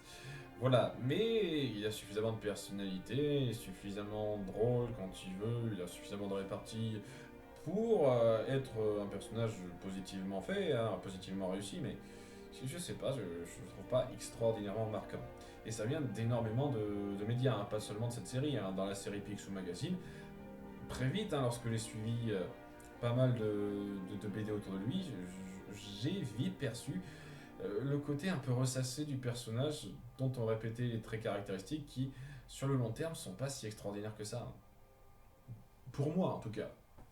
Donc, ouais, déjà, vous avez le topo de ce que je pense des personnages principaux de la série de 1987. Bon, alors j'essaie de tout vous mettre dans la même fenêtre, voilà. Gérard, mentor, mon préféré. Gripsou, qui est un très bon ennemi. Arsène et Picsou derrière, je pense que c'est mon top 4, oui. Allez, mon top 5 avec Zaza. Histoire de faire chier le monde, les gens détestent Zaza, elle est dans mon top 5, merde. Voilà, et sinon, du côté de la série de 2017, c'est une nette amélioration, je le trouve, une fois de plus, hein, pour changer, et il vaut un bon A celui-là. Hein.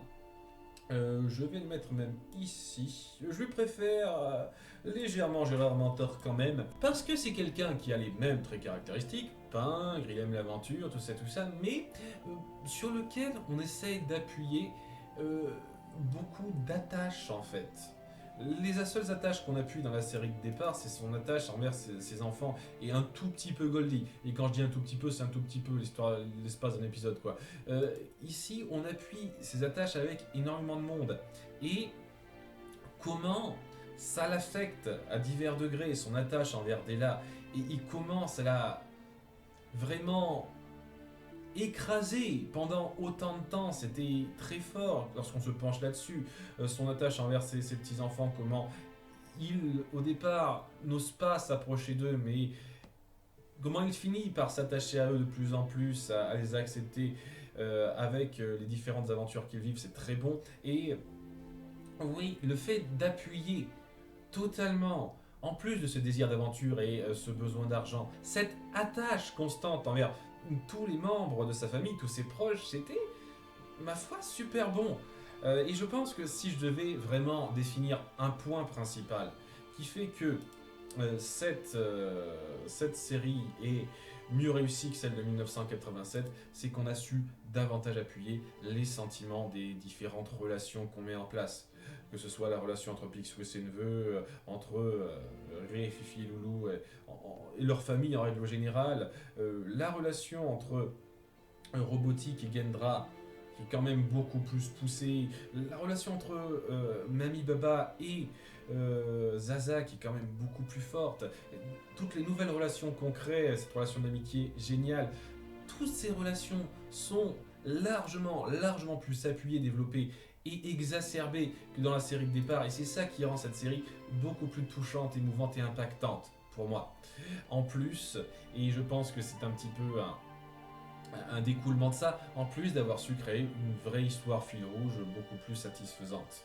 Mais c'est parce qu'on a su créer une histoire fil rouge beaucoup plus satisfaisante qu'on a su créer des relations fortes et prenantes avec ces personnages-là, en les rendant beaucoup plus mémorables. Et ça a rendu, pour moi, cette série excellente. Hein. Enfin, excellente. J'exagère un peu le trait. Pour moi, c'est Gravity Falls en un peu mieux fait. J'aime bien Gravity Falls, c'est pas la meilleure série qui soit, mais j'aime bien Gravity Falls. Là, on a quelque chose qui essaye de faire la même chose dans l'approche en termes de mentalité et d'ambiance, mais qui part un petit peu moins sur les conneries en fait. Il y a toujours des conneries, il y a toujours des trucs qui me gênent un petit peu, mais c'est un petit peu moins présent que dans Gravity Falls, et donc c'est plus solide, c'est mieux épuré, dira-t-on. Et ça rend cette série sincèrement très bonne. Et je vous mets un petit dézoom pour que vous ayez une bonne idée de mon appréciation globale des personnages. Donc tous les personnages qui sont casés là, ce ne sont pas des personnages que je déteste ou quoi que ce soit, c'est juste qu'ils m'ont pas suffisamment marqué au premier visionnage pour être si fortiche que ça. Ces personnages que j'aime pas trop, il n'y en a pas des masses, comme vous voyez, il n'y en a vraiment que 5 qui me déplaisent vraiment. Et sinon, c'est des personnages qui sont soit moyens, soit sympathiques, soit même très bons. Hein, c'est pas tous les jours que vous verrez une tier list aussi bien faite en positif de ma part, je pense. Hein, si vous comparez à d'autres. Hein. Je pense que c'est une série qui vaut largement le coup, qui a su vraiment moderniser ce qui existait avant, en rendant suffisamment hommage à ce que ça représente, parce que ça rend suffisamment hommage à ce qu'était la série de 87, même s'il y a quelques détournements un petit peu discutables, mais en grande majorité, ça a su rendre hommage à ce qu'était cette série, en sachant moderniser ça, en sachant rendre ça plus fluide et plus impactant. Et qui a un succès qu'elle n'a clairement pas volé. Alors normalement, je reviendrai sur moi en gros plan, mais je peux pas puisque nouveau logiciel. Je vous remercie d'avoir suivi, à très bientôt pour de futures vidéos. Bye!